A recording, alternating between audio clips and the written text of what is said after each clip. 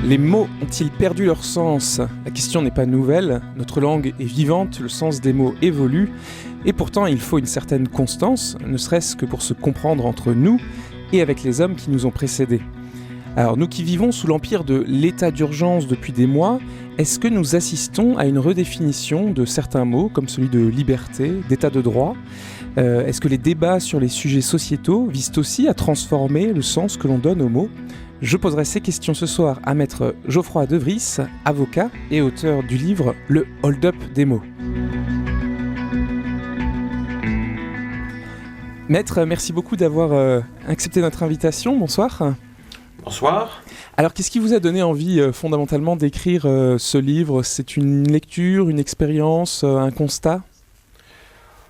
Oh, c'est oui, des lectures, des expériences, des constats, c'est surtout une colère, une révolte aussi d'entendre les mots travestis, dénaturés. Lorsqu'on entend le président de la République Emmanuel Macron affirmer qu'un père peut être une femme, ainsi que l'avait indiqué d'ailleurs son ancien ministre de la Santé Agnès Buzyn, qui avait affirmé en 2019 qu'un père pouvait être une femme ou une grand-mère, lorsqu'on entend qu'on veut légaliser le suicide assisté au nom de la dignité, que le mot République est rabâché, mis à toutes les sauces, devenant le substantif de politique en mal d'arguments, et qui surtout remplace le mot France, eh bien je pense qu'il faut s'interroger sur le sens des mots qui trop souvent est dénaturé dans le langage culturel et politique courant, et c'est ce qui m'a incité à écrire ce livre pour dénoncer cette dénaturation du langage, ce hold-up des mots, et tenter de retrouver le sens véritable des mots, ou du moins de ceux que j'ai sélectionnés. Ah oui, c'est ce que vous faites dans votre livre, ou c'est un véritable, il y a un véritable lexique. On va prendre quelques entrées tout à l'heure, mais comme on est dans l'émission du droit en débat, il y a une question que je voulais vraiment vous poser, c'est si vous-même, en tant qu'avocat, avec des juges ou des collègues de votre profession, vous constatez sur le terrain une dérive dans l'usage de certains mots. Est-ce que il vous est déjà arrivé dans votre expérience de voir des juges ou des avocats faire vraiment un mauvais usage des mots ? Alors, vous avez raison de vouloir dire qu'en tant qu'avocat, je me soucie du sens des mots. Oui. Et ce sens est indiscutable. Dans un contrat, l'emploi d'un mot plutôt qu'un autre peut avoir un effet certain sur les droits et les obligations d'une partie vis-à-vis de l'autre. C'est le cas également dans des conclusions et lors d'une plaidoirie. Maintenant, je pense que globalement, les juristes, les magistrats, mais également les avocats se soucient des mots qu'ils emploient, parce qu'ils sont bien conscients du sens de chaque mot, et ne sont pas les auteurs de cette dénaturation. Non, c'est plutôt cette dénaturation, cette perversion du langage, je la constate plutôt dans les discours politiques, dans les interventions médiatiques, dans les débats parlementaires et dans les textes juridiques, mais en étant le résultat des débats parlementaires et des votes au Parlement. Et d'ailleurs, je suis ravi de constater que ce sujet de la dénaturation du langage est de plus en plus d'actualité. Je vois de plus en plus de tribunes ou d'intellectuels, de journalistes ou de personnalités politiques petit à petit le dénoncer. Et alors justement, il y a un mot sur lequel je voudrais qu'on commence, qui a quand même trait au droit et aux hommes politiques, c'est le concept de discrimination. Et en plus, il embrasse plusieurs d'autres de vos entrées. La discrimination, c'est vraiment un mot dont il est fait un usage quasi quotidien. On en entend parler partout, à tous les domaines. C'est vraiment un terme utilisé à tort et à travers, et je pense surtout à tort, parce que quand on réfléchit à l'étymologie et au sens du mot discrimination, qui est de faire la distinction, en réalité, c'est quelque chose, c'est l'intelligence, c'est quelque chose de bien, c'est être capable de faire un choix. Et pour faire un choix, il faut discriminer de manière absolue. Et alors, par exemple, je voulais juste prendre l'exemple de l'entretien d'embauche. On parle souvent de discrimination à l'entretien d'embauche. Mais en fait, le sens de l'entretien d'embauche, c'est justement pour l'employeur de discriminer, de choisir la personne qui va être la plus apte à remplir la mission ou l'emploi que celui-ci cherche. tâches à pourvoir. Alors, Et- voilà, qu'est-ce que vous en pensez, vous, de Et ce... vous avez tout à fait raison. Le mot discrimination est devenu péjoratif Oui. parce qu'il est contraire en quelque sorte à cette égalité qui est devenue un égalitarisme. Mais en réalité, l'étymologie le rappelle, hein, discriminare, séparer, diviser, distinguer. Vous pourriez même dire séparer le bon grain de l'ivraie. Il est nécessaire de séparer, il est nécessaire de distinguer entre ce qui est bon et ce qui ne l'est pas. Entre ce qui est bien et ce qui ne l'est pas, ou entre ce qui est utile et ce qui ne l'est pas. Bref, il faut séparer, il faut distinguer pour choisir. Vous l'avez rappelé justement. Donc en fait, discriminer, ce n'est pas mauvais en soi. Maintenant, il faut, dans notre droit, dans l'ordre juridique, s'il faut distinguer ce qui est distinguable. Il faut séparer ce qui est séparable et le faire en toute justice. Il ne s'agit pas, bien évidemment, d'écarter une personne ou une idée parce qu'elle est gênante, sans motif légitime, ou à l'occasion d'un entretien d'embauche, écarter un candidat parce qu'il a une couleur de peau qui n'est pas la nôtre, par exemple. Voilà. Hein, mais là, je pense qu'on est tous d'accord. Le fait est que ce souci de lutter contre la discrimination Affect. et en fait devient le moyen d'assurer un égalitarisme qui est une mauvaise application du principe d'égalité et en vient en fait à être un moyen pour défendre les droits souvent des minorités sexuelles, ethniques ou raciales et au détriment de l'intérêt général.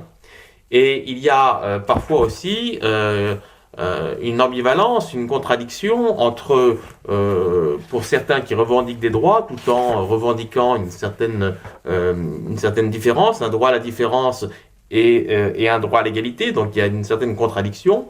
Mais quoi qu'il en soit, discriminer dans les écoles, que ce soit à l'entrée par exemple à Sciences Po ou dans d'autres domaines, tend de plus en plus à rendre facile ce qui devrait n'être qu'accessible. Hein. Pour Sciences Po, c'est bien de rendre accessible, mais ce n'est pas pour autant qu'il faut le rendre facile. Et donc, j'ai le sentiment que cette lutte, à certains égards idéologique, politique, contre la discrimination, qui peut trouver du sens, mais qui est dévoyée, à mon avis, tend vers une lutte pour l'égalitarisme qui n'a pas lieu d'être. Et alors, parmi tous les mots que vous abordez, que vous traitez dans votre livre, à votre sens, quel est celui justement, dont le sens a été le plus transformé, pour lequel c'est le plus grave ? Eh bien, je peux en citer deux. Le premier, je viens de l'évoquer, c'est le mot égalité. Oui. L'égalité, c'est le fait de traiter de manière identique des personnes qui se trouvent être dans la même situation. Hein. Seulement, ce mot est mal compris, mal appliqué, souvent en France, et l'égalité, ce n'est pas l'uniformité, et souvent derrière le souci d'égalité ou d'assurer une égalité se cache une jalousie non avouée. Hein. Alors que l'égalité suppose davantage un équilibre que la volonté à tout prix d'égaliser, suppose davantage une équité qui consiste à rendre à chacun ce qui lui est dû. Ça, c'est le premier mot que je peux vous citer. Le deuxième, c'est dans un autre registre, c'est le mot père. Je commence mon livre en citant Emmanuel Macron, qui à l'occasion d'un cocktail à l'Élysée disait à un de ses interlocuteurs: votre problème, c'est que vous croyez qu'un père est forcément un mâle. Mâle, M-A-L-E. Autrement dit, pour Emmanuel Macron, président de la République, un père n'est pas forcément un homme. Il peut être une femme.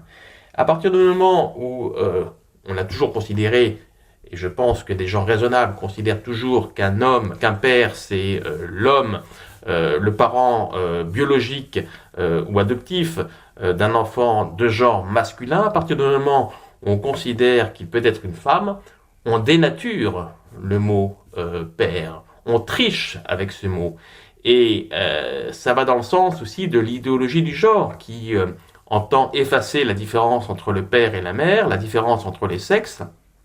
Et quel est le meilleur argument à opposer à ceux qui dénoncent la PMA dite pour toutes, maintenant dans notre droit, au motif qu'elle prive délibérément l'enfant de père, et c'est bien ça, hein, c'est dans le texte de loi, les parlementaires ne le niaient pas, hein, un enfant aura une mère ou deux mères, mais il n'aura pas de frère, il n'aura pas de lignée paternelle.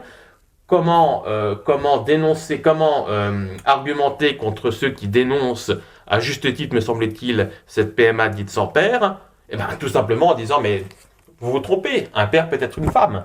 Et donc, ce que nous dit Emmanuel Macron lorsqu'il énonce qu'un père peut être une femme, eh ben, c'est en quelque sorte l'application de ce qu'avait imaginé George Orwell en 1984. C'est 1984 version 2021.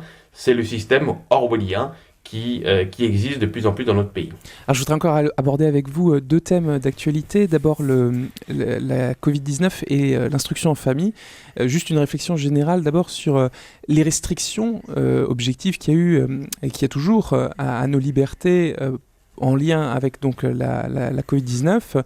Est-ce que ça affecte aussi, selon vous, le sens des mots, donc notamment, je disais introduction, liberté, état de droit, sécurité, finalement des choses qu'on n'aurait certainement pas acceptées il y a quelques années, finalement aujourd'hui, même au nom de la liberté ou de l'idée qu'on se fait de la sécurité ou de la liberté, on accepte des restrictions et donc finalement on change un peu notre conception de la liberté. Est-ce que vous partageriez ce constat ?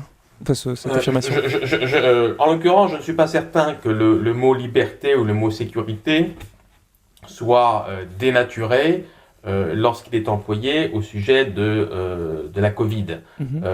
On peut s'interroger sur le fait de savoir est-ce que les mesures, notamment le pass sanitaire qui ont été prises, ou les atteintes à la liberté d'aller et de venir, de circuler, sont contraires au principe de liberté et sont conformes au principe de sécurité. On peut s'interroger, mais et je pense qu'elles ont porté des limites véritablement à nos libertés.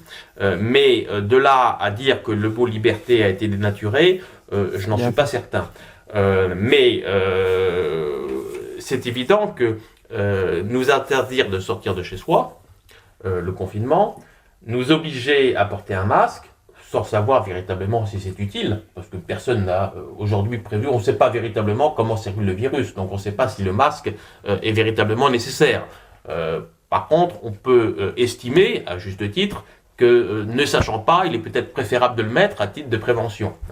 Le vaccin, on peut penser que ça peut être utile, mais je ne pense pas qu'on ait des preuves irréfutables. C'est également un moyen de prévention.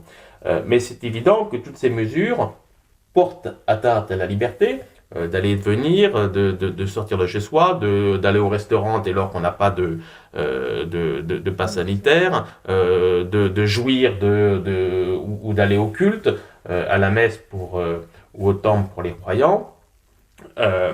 Oui, des mesures ont été prises depuis bientôt 1 an et demi, ou un peu plus même, soi-disant pour nous protéger, et qui ont limité nos libertés. C'est un grand débat, mais je pense que c'est un débat qui va au-delà du sens des mots liberté et sécurité. Ça a pu, très bien.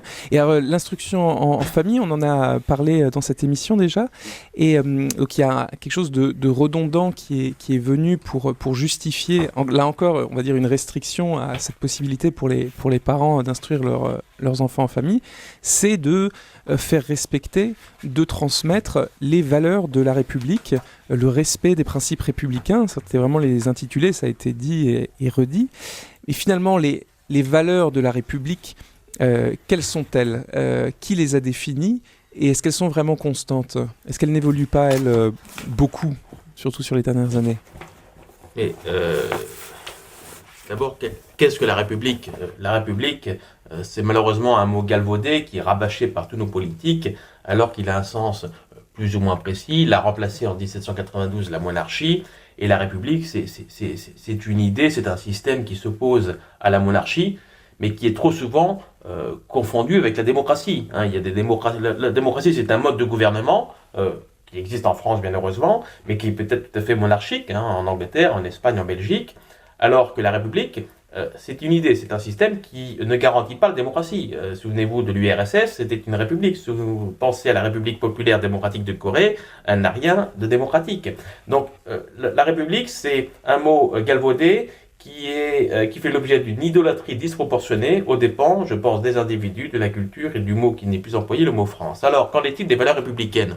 Là aussi, c'est deux mots qui ne signifient en gros pas grand-chose, qui n'ont pas d'existence légale en droit français. On peut parler des principes fondamentaux reconnus par les lois de la République, les PFRLR, qui ont une signification juridique, mais valeurs républicaines, ça n'a aucun sens. Ce n'est qu'un mot fourre-tout, sans cadre ni limite, au contenu flou, qui ne signifie en fait que ce que celui qui l'évoque veut qu'il signifie, tout en s'abstenant de le définir.